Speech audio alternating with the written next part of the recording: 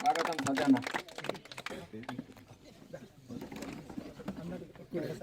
గౌడ సంఘ సభ్యులందరికీ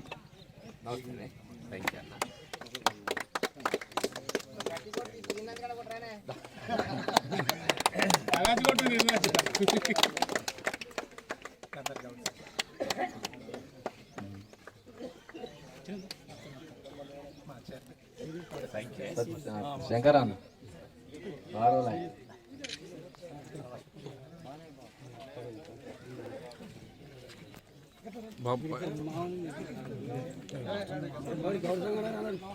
వెల్కమ్.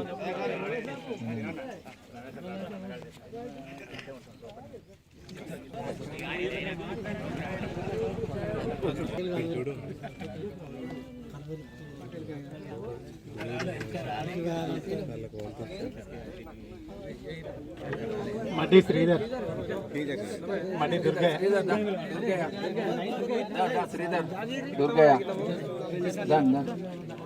గౌడ సంఘం అందరే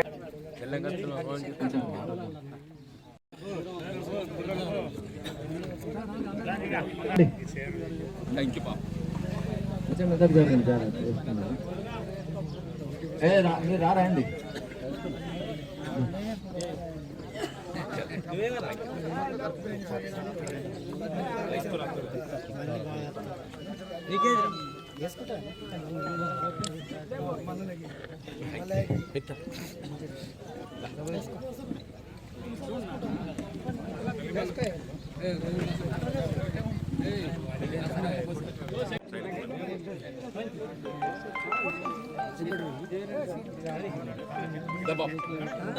దగ్గర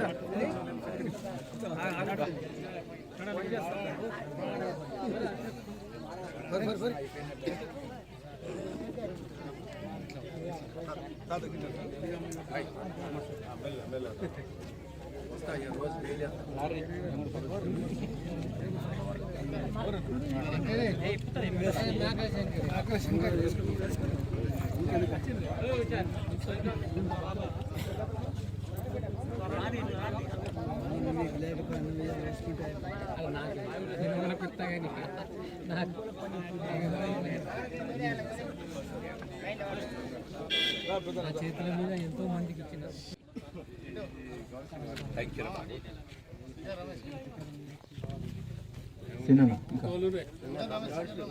సింగం రమేష్, మడ్డి రమేష్, సింగం రమేష్, గంగన పాత్రుడు ఎంత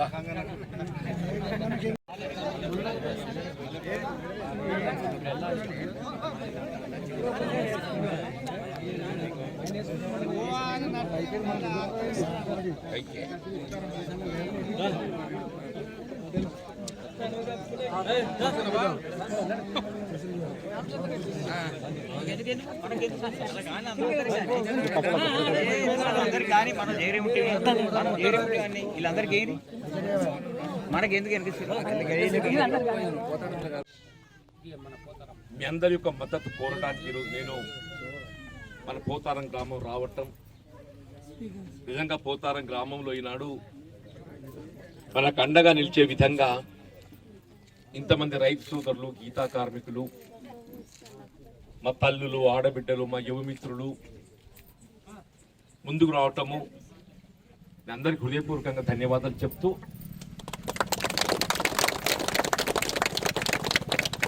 వాస్తవంగా ఈ భూమక్క చాలా బాగా చెప్పిందండి. నాకు అప్పుడప్పుడు అనిపిస్తుంది మహిళల్లో పటి చైతన్యం చూస్తుంటే మీరు వాళ్ళకున్నంత రాజకీయ ప్రజా జీవితం అవగాహన మాకు కూడా ఉన్నదా అని చెప్పి అనిపిస్తుంది. చెప్పండి, మన అక్కడ నెహ్రూ గారితో మొదలెడుకొని తర్వాత ఇందిరాగాంధీ గారు కానీ, రాజీవ్ గాంధీ గారు కానీ ఏ విధంగా భారతదేశాన్ని ప్రపంచ దేశాల్లో ప్రతిష్ట ఇనుమడింప చేయబడే విధంగా భారతదేశాన్ని ఆధునిక పరిజ్ఞానంతో ముందుకు తీసుకుపోవడం జరిగిందో వారు వివరిస్తుంటే నిజంగా నాకు చాలా సంతోషం అనిపించిందని చెప్పండి. సరే, ఎన్నికలు సహజం, ప్రతి 5 సంవత్సరాలకు ఒకసారి రావటం ఎన్నికలు వస్తున్న తరుణంలో ఈ రాజకీయ పార్టీ కానీ మరి వారి గురించి చెప్పుకోవడం సహజమమ్మా. మా పార్టీ అయితే బాగా చేస్తుంది, మేము గతంలో ఏం చేసినాం, భవిష్యత్తులో ఏం చేస్తాం మేము చెప్తుంటాం. కానీ నిజంగా ఏ రాజకీయ పార్టీ ప్రజలకు మేలు ఒనగూర్చింది, భవిష్యత్తులో మేలు ఒనగూరుస్తుంది అనేది మనం ఆలోచించాలి. వీళ్ళ ఎన్నికల్లో పోటీలు ఉండబోయేటువంటి ప్రధాన రాజకీయ పార్టీలు అటు టీఆర్ఎస్ఏ కానీ, ఇటు భారతీయ జనతా పార్టీ కానీ, కాంగ్రెస్ పార్టీ కానీ వీళ్ళు చెప్పట్టు. ఇది కూడా కొత్త పార్టీ కాదు. కాంగ్రెస్ పార్టీ ఈ దేశానికి స్వతంత్రం తేవడంతో పాటుగా ఈ దేశ సమగ్రత నిలబెట్టడంలో, కాపాడడంలో చివరి ప్రాణాలు కూడా త్యాగం చేసినట్టుగా చరిత్ర కాంగ్రెస్ పార్టీకి ఉందామంట. ఇందిరాగాంధీ గారు ఏదైతుందో ఇలా పంజాబ్ ఖలిస్తాన్ ఉగ్రవాదులు ఏదైతే ఆమె ప్రాణాన్ని బలిగొనడానికి కుట్రపంతులు అని చెప్పని తెలిసి కూడా ఈ దేశ సమగ్రత కొరకు అవసరం వస్తే నా ప్రాణాన్ని త్యాగం చేస్తా అని చెప్పని ప్రాణం త్యాగం చేసిన చరిత్ర ఇందిరమ్మ తల్లిదని చెప్పంటున్నావా.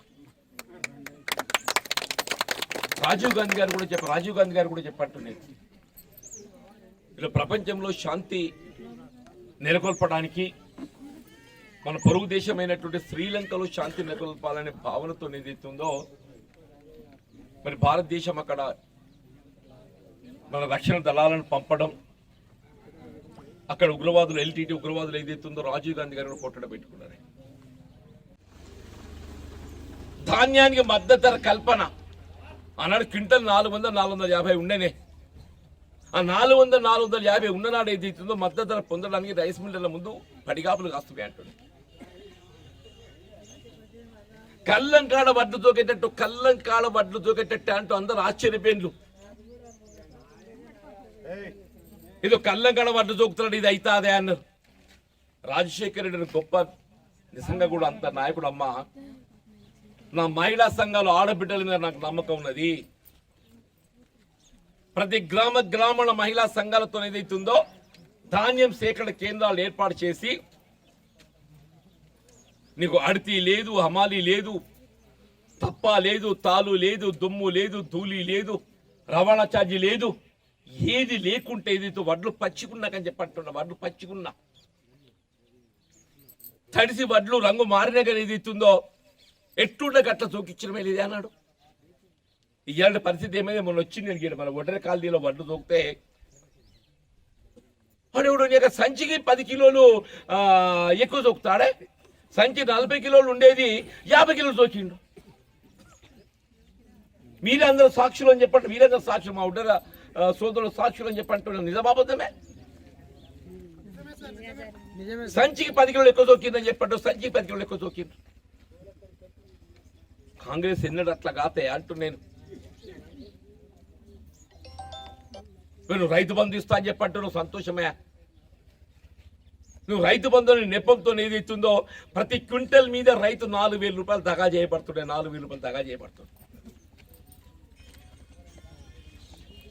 క్వింటల్ 10 కిలోలు పోతే ఇంతే ఎకరానికి 20 క్వింటల్ వడ్లు పండిస్తామే మనం.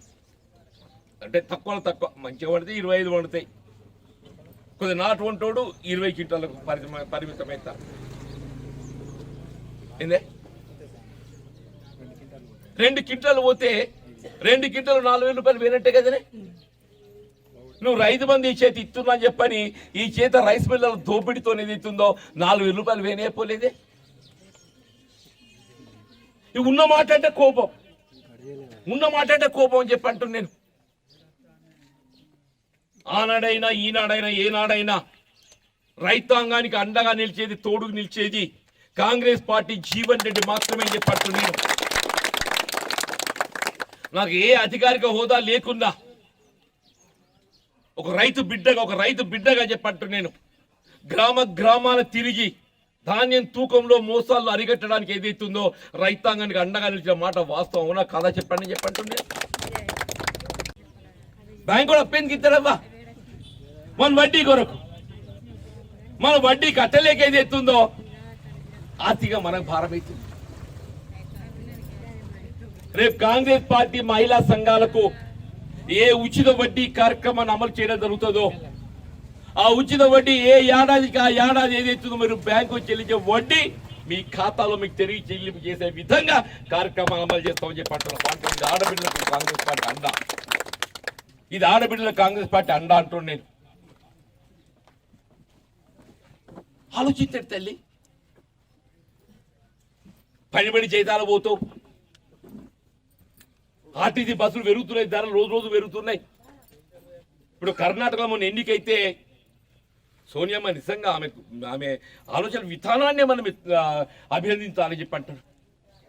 ఆడబిడ్డలు ఎవరు ఆర్టీసీ బస్సులో ప్రయాణం చేసినా మీకు టికెట్ లేకుండా ఉచిత బస్సు సౌకర్యం అని చెప్పి చెప్పిందా. ఎవరు రేపు ధర్మపురి పోవాలి, బస్ టికెట్ లేకుండా నేను ధర్మపురి దించొచ్చే బాధ్యత ఏదైతుందో కాంగ్రెస్ పార్టీ చేపడతా తల్లి అని చెప్పంటారు. నువ్వు తల్లిగారింటికి అత్తారింటికి తల్లిగారింటికి పో, నీ బస్ కిరాయి లేదు. సంటి పిల్లలు తీసుకొని దవాఖానవో, నీ బస్ కిరాయి లేదు. బేస్తాలు అంగడికి జైతాలవో, నీ బస్ కిరాయి లేదు. బ్యాంకుకు ఓ, నీ బస్ కిరాయి లేదు. టీవీలలో ప్రకటన చేయనబట్టే సోనియా గాంధీ, రాజీవ్ గాంధీ మారు మోగుతున్నాయి. మరిగా మీరందరూ టీవీలో వార్తలు వినాలి. ఇంత మంచి కార్యక్రమాలు అని చెప్పి అంటున్నాను. ఇలా బంగారు తెలంగాణ కాదు, సామాజిక తెలంగాణ నిర్మాణం కావాలి. సామాజిక తెలంగాణ నిర్మాణం కావాలి. దళితులు, బలహీన వర్గాలు, అల్పసంఖ్యాక వర్గాలు, మా మహిళలు, ఆడబిడ్డలు ప్రాతినిధ్యం వహించే ఒక సామాజిక తెలంగాణ నిర్మాణం కావాలి మాకని చెప్పండి. ఇలా పండుగ పూట పెత్రమాస పెద్దలను జప్తు చేసుకుంటారు. అవ్వ మా పోతారాపల్లి ఇవాళ నాకు ముహూర్తం పెట్టింది. ఏదో మీ దయతో ఏదైతే ఇక్కడికి వచ్చి నాకు ఇంత ఆదరణ చూపెట్టిందంటే నేను నిజంగా మీకు అందరికీ ధన్యవాదాలు, కృతజ్ఞతలు చెప్తాను. సిలిండర్ మా రమణాన్ని చెప్తున్నాడు, ఎందుకంటే 400 రూపాయల సిలిండర్ ఉన్నాయనవ్వా, ఇలా 1200 రూపాయలు, 800 రూపాయలు పెంచిందవ్వా. ఏంద్రా దీని సంగతి ఏంటంటే కేసీఆర్ అంటాడు, మోడీ అంటాడు, కేసీఆర్ అంటాడు.